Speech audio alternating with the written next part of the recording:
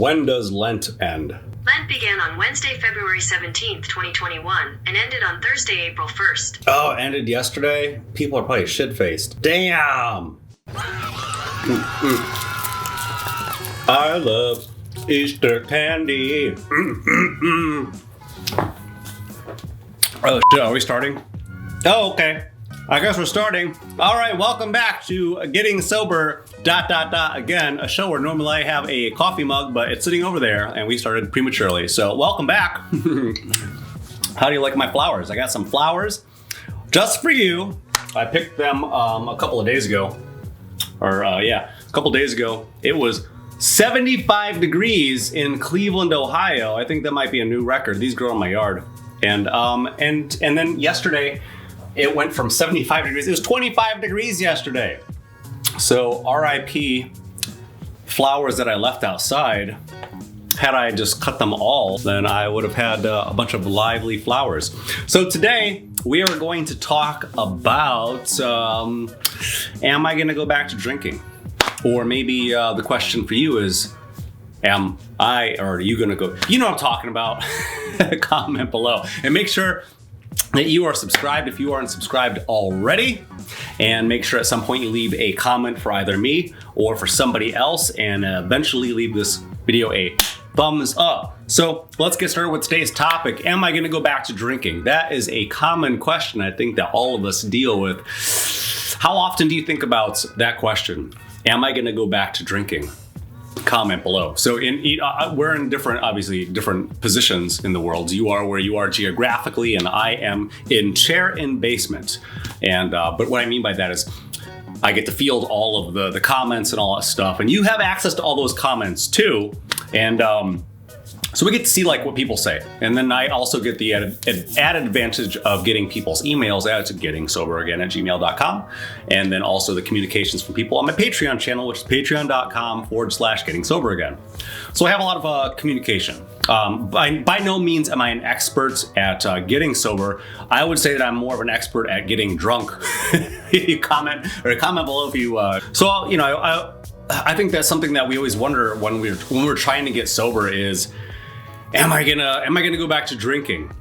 And it kind of plagues our thought. It's always right there. It's always just like, is it now? Is it okay to have a drink now? Is it okay? What about we're gonna have a dinner engagement later tonight? Will it be okay then? What do my friends ask me? And they say, well, I mean, there's gonna be wine.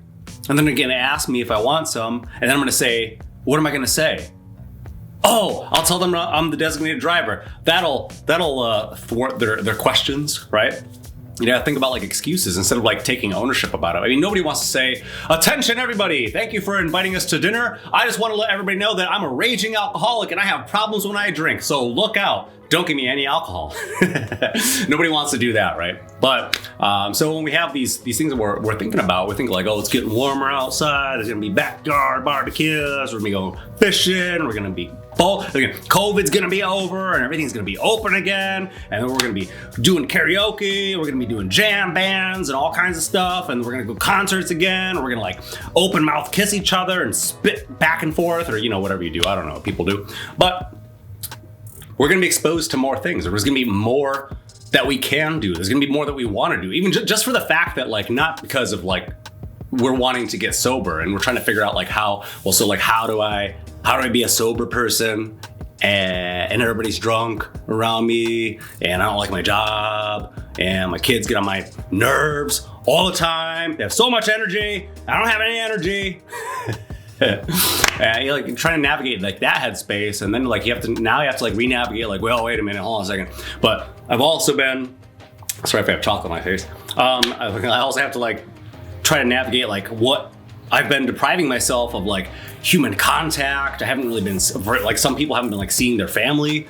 Some people like skipped Christmas, they skipped Thanksgiving. They've been skipping birthdays and doing graduations. Like I mean that's sad. It's like. People just like graduated from high school or college, or like people like I shot like a wedding. I did like, if you maybe know or not, I'm a photographer. That's jandres.com. I was shooting photos and video at their wedding, and they were like doing it over Zoom. And I was like, this is such a special day to be doing it over a terrible web resolution, teeny tiny laptop camera.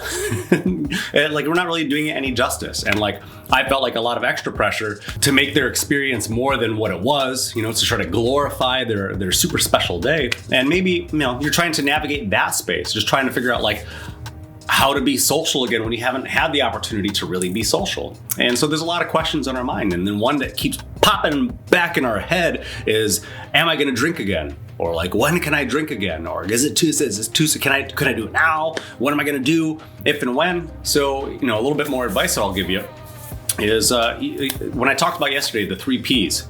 Do you remember what the 3 Ps are? First one to comment below what the 3 Ps are. We'll get something. I don't know what it is. I'll mail you a Reese's peanut butter cup. Maybe we'll figure it out. But what are the 3 Ps for getting sober? The 3 things that you should apply, in my opinion, in a successful attempt at getting and staying sober.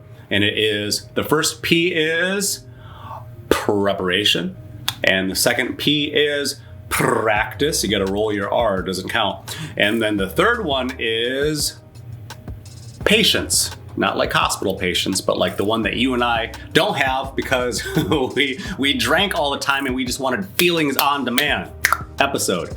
And we kind of lose patience with things. We lose patience with people. We lose patience with ourselves.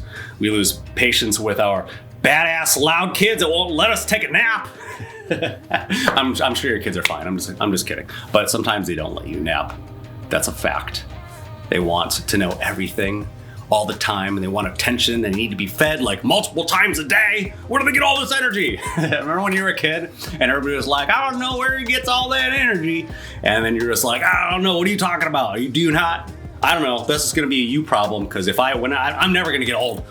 And now, as our generations start to get older, and maybe you're from an older generation and you're just like, yeah, I don't know. I struggle to stay awake for 12 hours a day.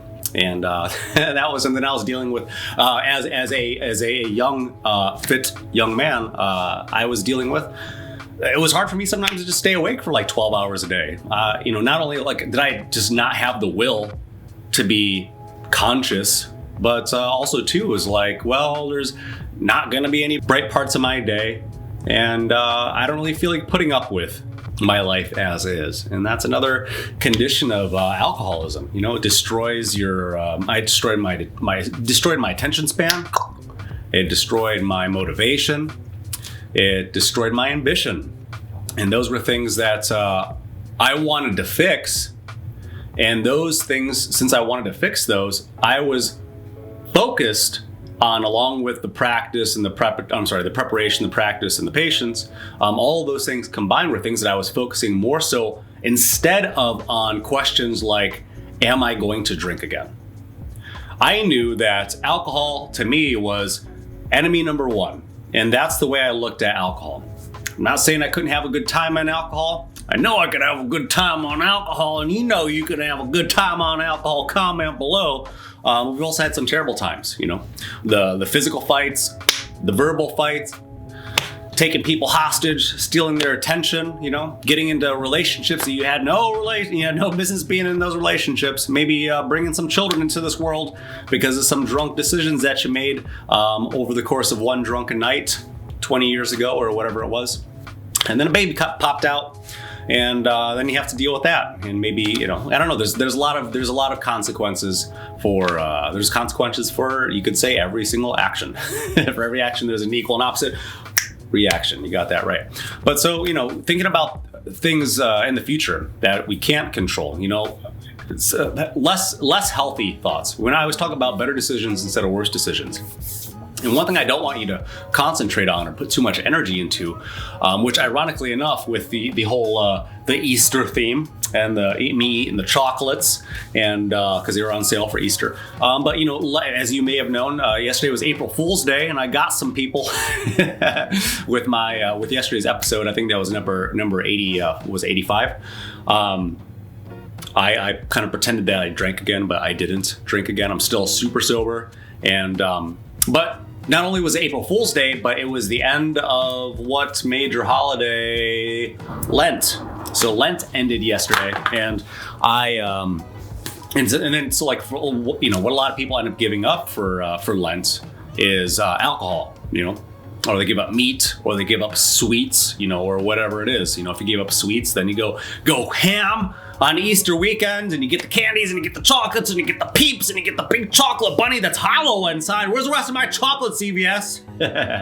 But whatever it is, and you might be binging on chocolate, and you might be binging on chocolate. You know what I mean? So I want to help you and remind you of like what your journey is, and not worry too much about questions like, am I going to drink again?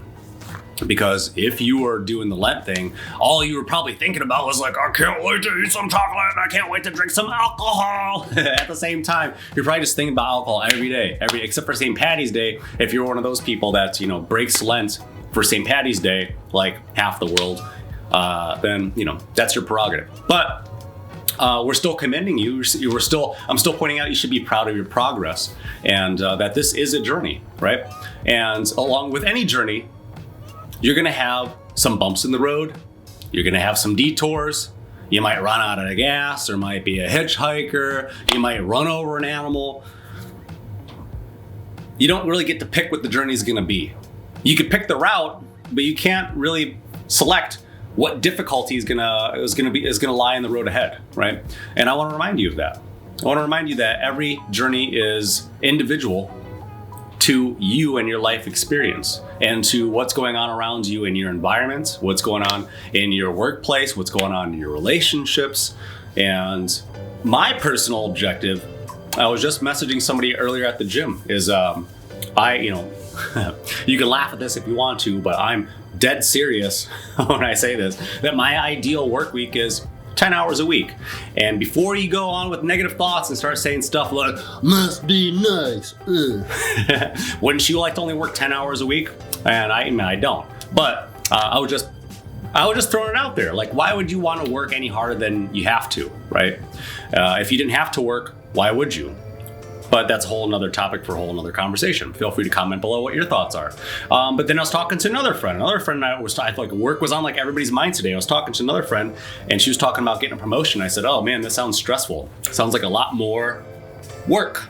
And she said, yeah, it's going to be more money, and it's going to be more money, and it's going to be better hours, but it will be more work and more responsibility. And I said, that's when I told her about. I was like, my ideal work week is like 10 hours a week, which is kind of like what it is now, but it's not. It's in my head. But still, I still work like 30 hours a week. And so what they talk about nowadays, having a healthier and a happier work-life balance, is the new adopted philosophy for happy work life is about a 30 to 35 hour work week. Maybe doing four days a week on and 3 days a week off, giving you more time with your friends, with your family, to take care of your home life, to do things like take care of your physical health and your mental health, all things that are going by the wayside. And also too, depending on what country you live in, you may not have the healthcare that you need to take care of yourself if this particular machine breaks down, or if this particular machine breaks down, right? So those are all things that are on our minds. And what I hope for you is that one of the questions that is not on your mind is, am I going to drink again? But since we're here, if you're still watching, I'll answer the question for me, to you, if you're asking me the question. Am I going to drink again? I don't know. I don't know yet, because it's not on my mind. No, I'm just joking. But I may in the future. I would like I mentioned yesterday, everything in moderation. But I know that I'm not an everything in moderation person. I know that when I was a kid, I didn't want one ice cream sandwich. I wanted the whole box of ice cream sandwiches. I didn't want a couple of Funyuns. You ever have somebody give you, like somebody has like a bag of Funyuns or Doritos or something, you're like, oh cool, can I get some? And then they just give you like 2, and you're like, what do you mean you're only giving me 2? There's a whole bag left. I clearly want more than 2 Doritos. But that's how I am. I want the whole bag of Doritos. I want all of the food that's on the table. I want all of the drink. I have what some people would call an addictive personality.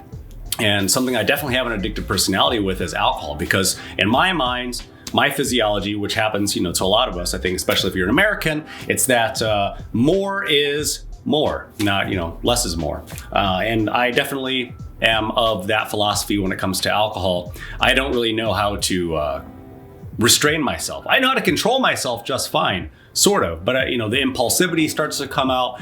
Irrational behaviors start to take surface, and I start to do things and say things that I don't necessarily want to do or necessarily want to say. But that also may be a bigger conversation with regard to the yin and the yang and duality and the masculine and feminine energies and all that kind of stuff. If you're interested in that, comment below. That may be a future topic. But so I could see myself in the future having a drink. I could see myself, having a celebratory drink at some point, but I will tell you right now that it is the furthest from my mind. It is very far from my mind to have a drink. And as a lot of you know, I go and I still play pool. Tonight, I'm thinking about playing pool. I'm getting a little bit obsessive about playing pool again. I might be addicted to playing pool again, but I'm not addicted to drinking. And I could care less. It is not an issue for me. It doesn't pop in my head anymore. You might, if you're new to this channel, you might be saying, well, hey Jay, where are you on your journey? How long until I won't have any cravings? And the first thing I'll say to you is, results may vary, but the second thing I'll say to you is, I'm a very firm believer, or I am of a firm opinion. I am of the opinion that I was basically craving free, just about totally craving free, at about the 4-month mark. And now I'm a little bit over 5 months, and it's a non-issue for me. I go out to dinner with my friends. I'm just like, yeah, get whatever you want, because they know I run this channel and stuff. Some of them watch this channel, and they're just like, can I? And I have like a new tenant that lives in the house, and he was like, he's a mental health counselor, so maybe who knows? Maybe I'll feature him in future episodes. But he was just like, well, what if I bring it into the house? I'm like, you could do. I was like, you can do whatever you want in the house. I was like, you can commit a felony house, but if the cops show up, you're in trouble. I don't care what you do in your room. Just don't set the place on fire. But it's not an issue for me. There's actually a bottle of wine in my refrigerator. And there have been a couple of times when I've opened it and I've had a relapse, like a relapse in memory, just because I've done for 20 years. Let's say I drank for 20 years. For 20 years, I would open the fridge and I see wine and I go, awesome! And I'd crack that, get that bottle out, and I'd pour myself a glass, and then I would drink the rest of that bottle. And that's how my life was. So creating the new habits, and as time goes on, it becomes, actually becomes part of what you do. It just becomes part of who you are. And every now and then I'll open the refrigerator and I'll see that, because that bottle, it's been in there for like 5 months. I've been meaning to bring it over to my mom's house, but she quit drinking too. So it's a great problem to have. So it'll just be, if anybody wants to come over and have a glass of rosé, you can have 2, you can have 3/4 of a bottle. My last tenant left it here. So after about 4 months, I don't really have any cravings anymore. I mean, I look forward to going out and being weird. It's an exercise for me to like really flex that muscle, for me to be I'm a weird person, right? I like being weird. I like expressing myself. I like being me. And that's another part of my goals, is which I didn't get back to earlier, is to live a stress-free life, to have all my bills paid, and to do what I love, and to be weird. That's pretty much it. That's my four criteria. And then and then throw creativity in there somewhere. I'm a creative person, so no matter what I'm gonna do whatever I do creatively. All right. I'm gonna be stress-free creatively. I'm gonna make money creatively. I'm gonna be weird creatively. I'm gonna play pool creatively. I'm gonna do whatever I'm gonna do creatively. So I don't have to worry about that. But that's something that I've been able to simplify and take charge of what my goals are, and really focus on what my goals are. And that's something I would like to encourage you to do, is really write down what your goals are. If you want to hold yourself accountable and write them down in the comment section below, just write down, what are your 5 goals? What are 5 goals that you want for your near future, for your for a year from a year from now? If it's just to drink less, to have a better balance with alcohol, maybe write that down. If it's to be completely abstinent from alcohol, maybe write that down. To have money saved, to be able to move out of your dreadful, dreary Rust Belt town and move to somewhere sunny and warm, that's on my list. Then write that down and really start to focus on your goals and start to make the small changes that you need to make today that will ultimately end up manifesting larger changes for you in the long run. So with that, I want to remind you to be patient with yourself on your journey. You've already done some of the preparation, and you are currently practicing being sober. And if you slip and fall, you're gonna have to be what? Patient. So be patient along your journey, and good luck on your journey. And I will see you in the next video.